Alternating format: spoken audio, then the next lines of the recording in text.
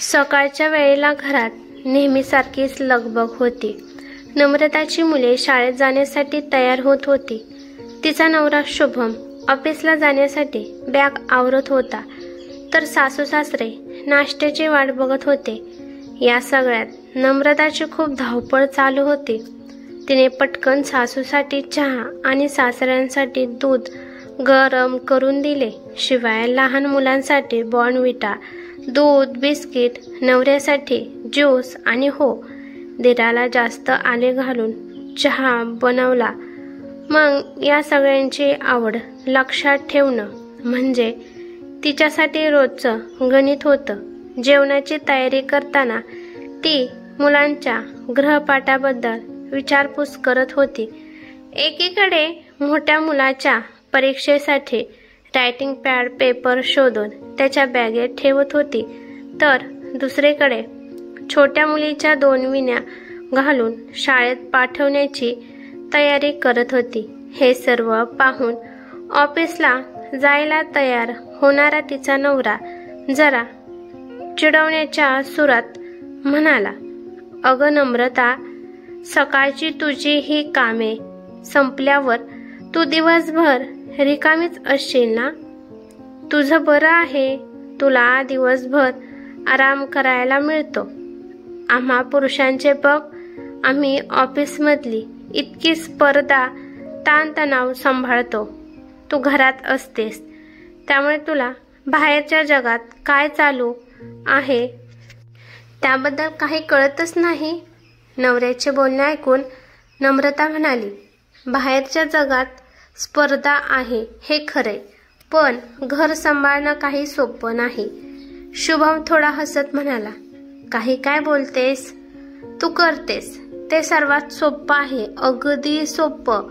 बघ ना, तू निवांत जेव्हा वाटेल तेव्हा काम करू शकतेस, आणि विशेष म्हणजे तुला कधीच घर चालवण्यासाठी पैसे कमवावे लागत नाहीत, म्हणून तुला त्याची किंमत कळत नाही.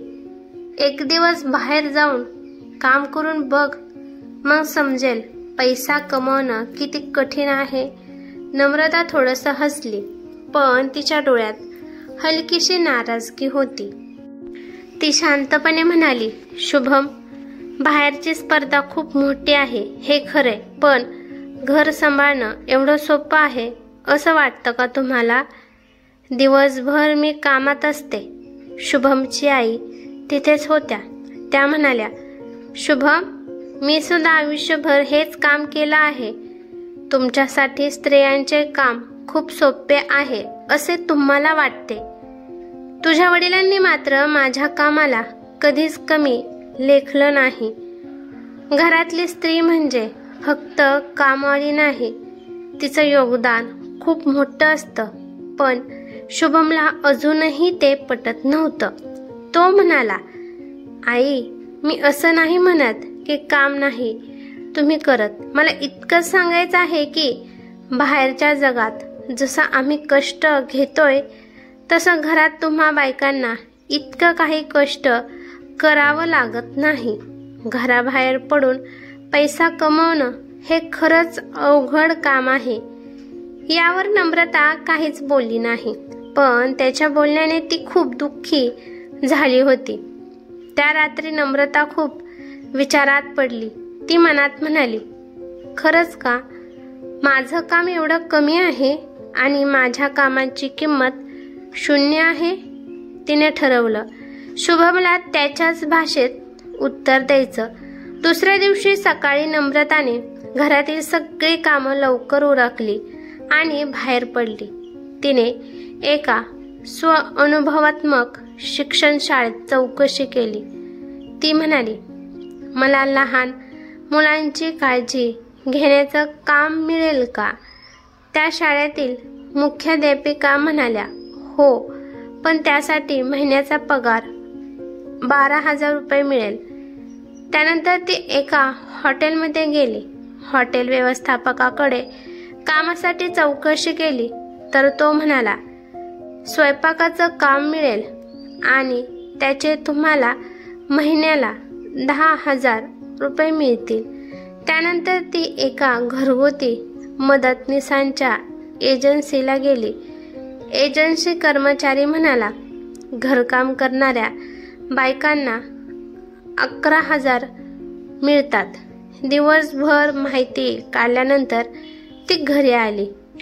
संध्याकाळी जेवणानंतर तिने शुभमच्या हातात एक कागद दिला. तो गोंधळून म्हणाला, हे काय आहे? नम्रता हसली आणि म्हणाली, हा हिशोब आहे. तुम्ही म्हणालास ना की बाहेरच्या जगात जाऊन बघ, पैसा कमवणं किती कठीण आहे ते.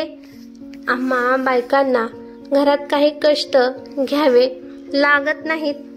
तर बघा मग, मी बाहेर जाऊन आले आणि बघितलं की मी घरात जे काम करते त्याची बाजारात किती किंमत आहे. तिने एक स्मित हास्य केले आणि बॅगमधून एक लिस्ट काढून त्याच्या हातात दिली. त्यात तिने घरात घालवलेले अनेक वर्ष आणि घरातील कामाचे मार्केटमध्ये जी किंमत मोजली जाते त्याचा ताळेबंद दिला. ते पाहून शुभमला खूप घाम फुटला. त्याने वाचायला सुरुवात केली. 1. मुलांचा सांभाळ आणि त्यांना संस्कार देणे, ज्याला मार्केटमध्ये बेबी सिटिंग म्हणतात. त्याचा पगार 12,000. घरातील पसारा जागेवर ठेवणे आणि घर इतर काम करणे, धुणी भांडी करणे, ज्याला मोलकरणी म्हणतात. त्याचा पगार 10,000. सर्वांची आवड निवड बघून सकाळ संध्याकाळ केलेला स्वयंपाक, ज्याला मार्केटमध्ये कुक म्हणतात. सॅलरी 15,000. घरात आलेल्या पाहुण्यांचा पाहुणचार, ज्याला मार्केटमध्ये होस्ट ऑफ द गेस्ट बोलतात. सॅलरी 5,000. अजून काही बाई जोडून तिने नवऱ्याकडे महिन्याचा 40,000 पगार या हिशोबाने वर्षाला 4,80,000 रुपये आणि गेल्या 25 वर्षाचे 1.5 कोटीची मागणी केली. आता मात्र त्याचे डोळे खडकून उघडले. तो मनात म्हणाला, ज्या व्यक्तीने स्वतःचा कणभरही विचार न करता माझ्या घराला वेळ दिला, त्याची किंमत मार्केटमध्ये शोधूनही न मिळणारी होती. शुभमने जशी लिस्ट वाचली तसा त्याचा चेहरा बदलत गेला. शुभम आश्चर्यचकित होऊन म्हणाला, हे तर खूप मोठं आहे आणि तू हे सगळं प्रेमाने करतेस, तेही कुठलाही पगार न मागता. सासऱ्यांनीही तो कागद वाचला. सासरे म्हणाले, शुभम, आम्ही हे आधीच ओळखलं होतं. एक गृहिणी फक्त घर सांभाळत नाही, तर ती संपूर्ण कुटुंबाला आधार देते. दीर आणि नणंदही गप्पा ऐकत होते. दीरही म्हणाला, वहिनी, खरंच तू खूप मोठं काम करतेस. आम्हाला आज कळलं की तुझं योगदान किती महत्वाचं आहे. नणंद म्हणाली, हो वहिनी, घरात राहणं, काम करणं म्हणजे फक्त वेळ घालवणं असं नाही. शुभमने नम्रताकडे पाहिलं. त्याच्या डोळ्यात अपराधीपणाचा भाव होता. त्याच्या कपाळावर घाम फुटला. तो स्तब्ध झाला. त्याला प्रथमच जाणवलं की स्त्रियांना फक्त सन्मान हवा, एवढंच.